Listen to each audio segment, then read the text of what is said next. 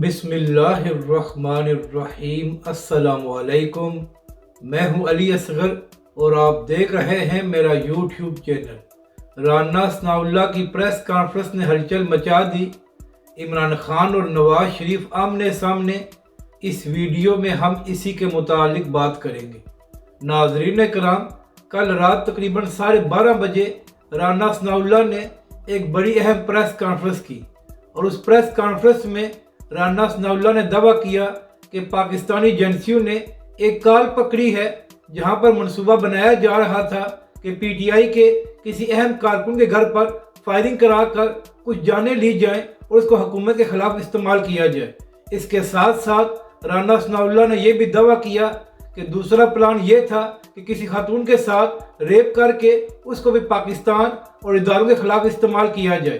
तो नाजरीन कराम, जैसे ये प्रेस कॉन्फ्रेंस खत्म हुई तो उसके बाद चंद सहाफ़ियों और पीटीआई के लोगों ने कहा कि लगता यूं है कि मुबैना तौर पर कोई बड़ा वाक़या पेश आ गया है, जिसको कवर करने के लिए राना सनाउल्लाह को रात 12:30 बजे प्रेस कॉन्फ्रेंस करना पड़ी।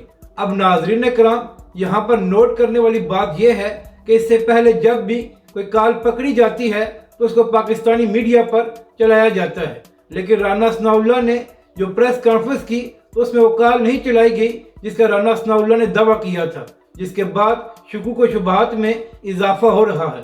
तो इसी हवाले से इमरान खान साहब ने भी ट्वीट करके कहा है कि राना सनाउल्लाह की प्रेस कॉन्फ्रेंस इस बात का सबूत है कि पीटीआई की खवातीन जो जेल में बंद हैं उनके साथ किस तरह बदसलूकी की जा रही है।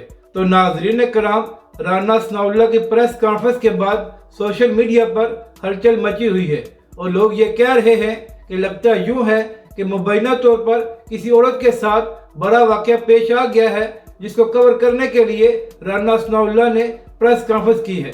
तो अब देखना यह है कि इस हवाले से मजीद क्या खबरें सामने आती हैं। जबकि दूसरी जानब कल इमरान खान साहब ने एक कमेटी बनाई थी कि ये लोग मुज़ाकरात करेंगे। तो जैसे ही ये खबर सामने आई तो नवाज शरीफ ने ट्वीट करके कहा कि दहशत गर्दों के साथ मुज़ाकरात नहीं हो सकते। तो नवाज शरीफ साहब, पहली बात तो ये है कि आप ये बातें किस मुंह से कर सकते हैं? आप खुद पाकिस्तानी अदालतों के मफरूर हैं और पिछले 3 साल से पाकिस्तान नहीं आ रहे। नाजरीन कराम, जो कुछ 9 मई को हुआ है वो बहुत ही गलत था और उसकी मजम्मत भी होनी चाहिए, और जिन लोगों ने वो सब कुछ किया है उनके खिलाफ कानूनी कार्रवाई भी होनी चाहिए। मगर नाजरीन कराम, अगर आप इमरान खान और पीटीआई को बिल्कुल दीवार के साथ लगा देंगे तो इससे पाकिस्तान या पाकिस्तानी सियासत की कोई खिदमत नहीं होगी।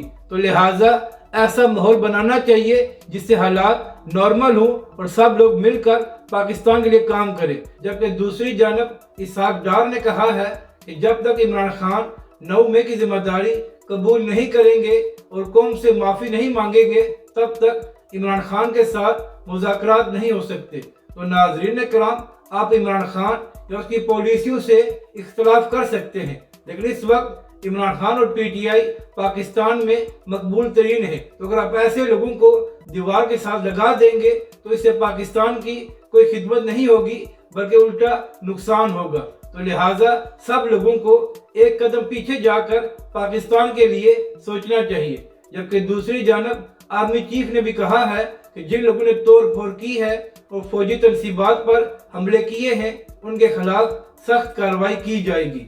अपनी राय का जरूर इजहार करें कि आपको यह वीडियो कैसी लगी और हमारे इस चैनल को भी सब्सक्राइब करें।